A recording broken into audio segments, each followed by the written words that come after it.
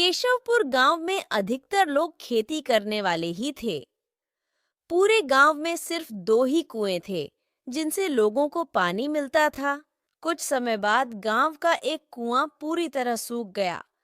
अब पूरे गांव के लोग पानी की जरूरत के लिए एक ही कुएं पर निर्भर थे। दूसरे कुएं से पानी भरते भरते लोगों को लगा कि कुएं में कोई भूत रहता है। जब गांव के किसान कुएं से पानी भरते थे तो उन्हें अजीब सी आवाजें सुनाई देती थीं। खेती करने वाले पुरुषों की पत्नियां तो डर के मारे कुएं के आसपास भी नहीं आती थीं। धीरे धीरे पूरे गांव में बात फैल गई कि कुआं भूतिया है। अब रात के समय कोई भी कुएं के पास नहीं जाता था। इसी बीच गांव का एक बच्चा कहीं खो गया। काफी ढूंढने के बाद भी बच्चा जब नहीं मिला तो कुछ लोग कुएं के पास बच्चे को देखने के लिए गए। वहां पहुंचे लोगों ने बच्चे को कुएं के अंदर मरा हुआ पाया।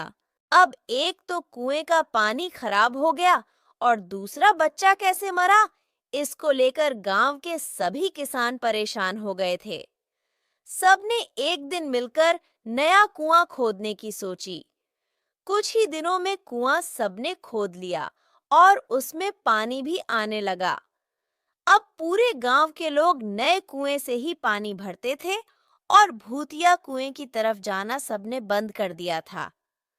बड़े लोग तो समझदार थे इसलिए, लेकिन बच्चे वहां अक्सर खेलने के लिए पहुंच जाते थे। एक दिन 3-4 बच्चे भूतिया कुएं के पास खेल रहे थे, तभी एक बच्चा कुएं में गिर गया। बचाव बचाव, उसके चीखने की आवाज सुनकर पूरे गांव वाले दौड़ते हुए भूतिया कुएं के पास पहुंचे। उन्होंने कुएं के अंदर देखा तो बच्चा मरा हुआ दिखा। सबने उस बच्चे के साथ खेल रहे दूसरे बच्चों से पूछा, आखिर क्या हुआ था? बच्चों ने कहा, वो खेलते खेलते पानी को देखने गया और अचानक कुएं में गिर पड़ा।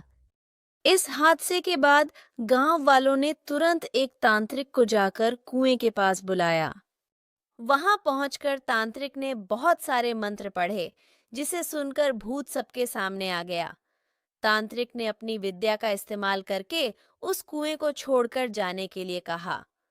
भूत ने तांत्रिक की बात को मानने से इनकार कर दिया। तांत्रिक ने पूछा, तुम क्यों नहीं जाओगे? यहाँ आकर बच्चे मर रहे हैं, इसलिए तुम्हें जाना ही होगा। भूत ने जवाब दिया, इस कुएं में सालों से मेरा पूरा खानदान रहता आ रहा है, मैं यहाँ से बिल्कुल नहीं जाऊंगी।